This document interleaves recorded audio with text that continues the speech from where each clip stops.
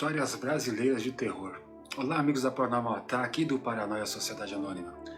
Vocês já imaginaram em algum momento de suas vidas ver uma procissão de mortos? Vocês já viram isso? Acredito que não. Então fiquem comigo até o final e conheçam essa e outras histórias do nosso Brasil. A procissão dos mortos, dizem que essa procissão pode ser vista acontecendo em muitos lugares, mas é mais fácil de você topar com um evento desses nas regiões norte e centro do país, nas pequenas cidades do interior, durante a madrugada, que por isso as pessoas se fecham em suas casas à noite, assim que cai a noite, e não abrem mais a porta até o amanhecer. Mas em todo lugar do mundo tem sempre aquele que perde o sono e resolve dar uma olhadinha pela fresta da janela para ver como é que está a rua. Na maioria das vezes, essas pessoas não veem nada além da rua vazia, mas pelo menos uma vez na vida você pode ver o que não deve. Como, por exemplo, uma procissão no meio da madrugada, com mulheres usando mortalhas, homens usando mantos com capuz, e ladainhas tristes são entoadas por essas pessoas, que carregam com ela velas e vão pelas ruas andando devagar. E você, curioso, resolve aqui abrir a janela, afinal, que procissão é essa que você, morador da cidade, não está sabendo? Disso a procissão passa por sua janela e de repente uma dessas pobres criaturas resolve parar em sua janela e lhe oferecer uma vela. Aí você ali de boa, sem sono, resolve aceitar a vela, vê a procissão passar mais um pouco, fica com sono e resolve apagar a vela e fechar a janela e dormir. No dia seguinte você acorda descansado, animado e olha para a mesa do quarto, onde você deixou a vela, e toma aquele susto. Cadê a vela? Sumiu? Mas não sumiu simplesmente. Tem algo em seu lugar. Tem um osso humano. Afinal, não era uma procissão religiosa, e sim um cortejo fúnebre, onde os mortos estavam procurando alguém para atormentar. E outra história fascinante do Brasil é o fantasma de Teresa Bicuda. Teresa Bicuda tinha esse nome por causa de seus grossos lábios. Ela morava na cidade de Jaraguá, no bairro Larguinho de Santana, e diz a história que ela era uma moça de poucos amigos, muito agressiva, principalmente com sua mãe. Aliás, com a própria mãe, ela tinha um prazer sádico em maltratá-la.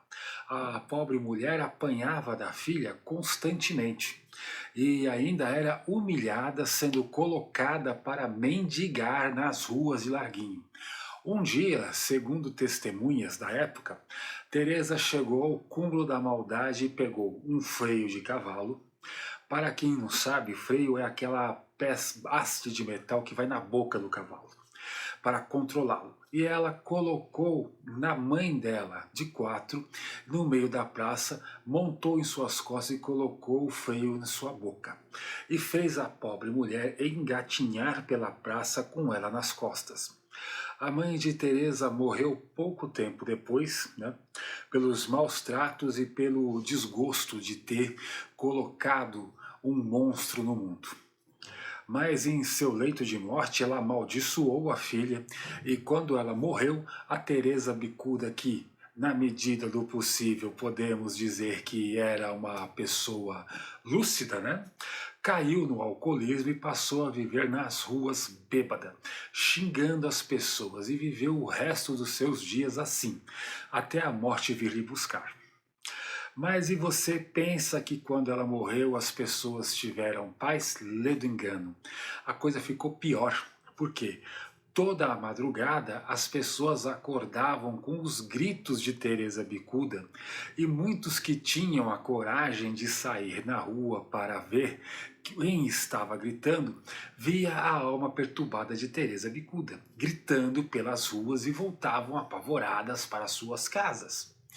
E como se não bastasse, depois de um tempo, né, passaram a ouvir a mãe dela também se lamentando pelas ruas, seguindo a Teresa Bicuda. A população, desesperada com os acontecimentos sobrenaturais, resolveu tomar aqui uma atitude desesperada e sem nenhuma evidência de que daria certo.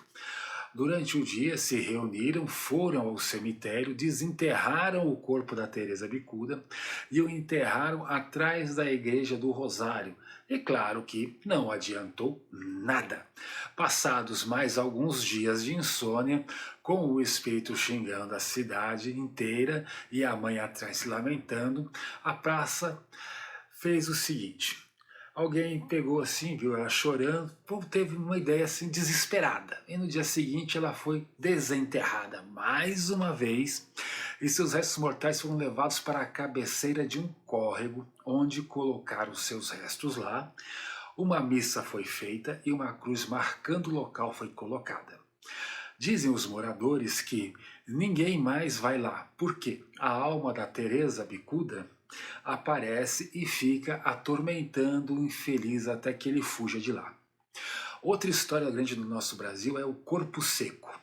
Agora, essa história ocorrida na minha cidade aqui em São Paulo, muita gente já deve ter ouvido falar do corpo seco, mas se você não conhece a história, não tem problema.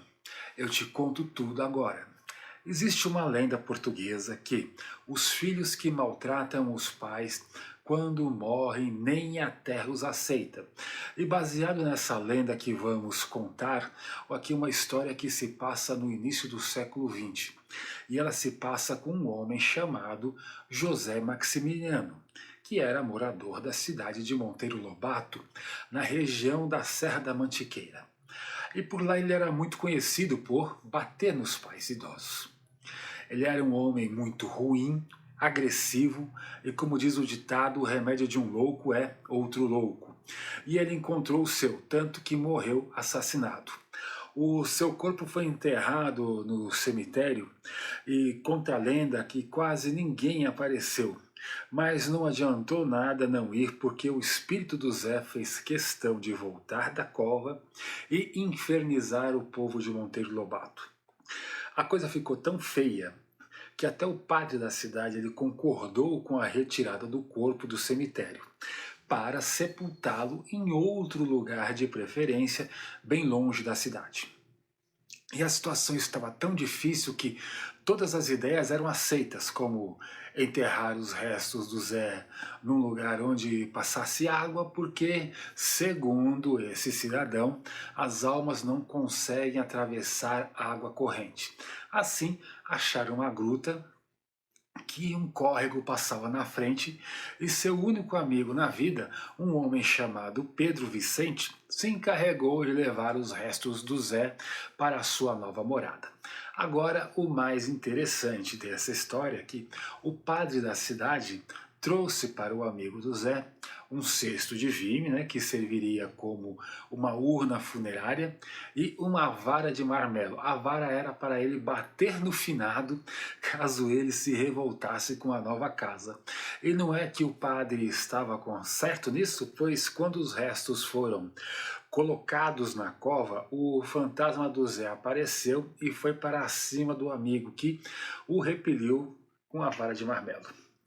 Diz a lenda que Zé Maximiliano fica à noite à beira da gruta, à espreita de alguém que esteja passando, e o seu espírito ele fica fazendo promessas de revelar onde fica um grande tesouro, se em troca a pessoa aceitar levar os seus restos mortais para a outra margem do córrego.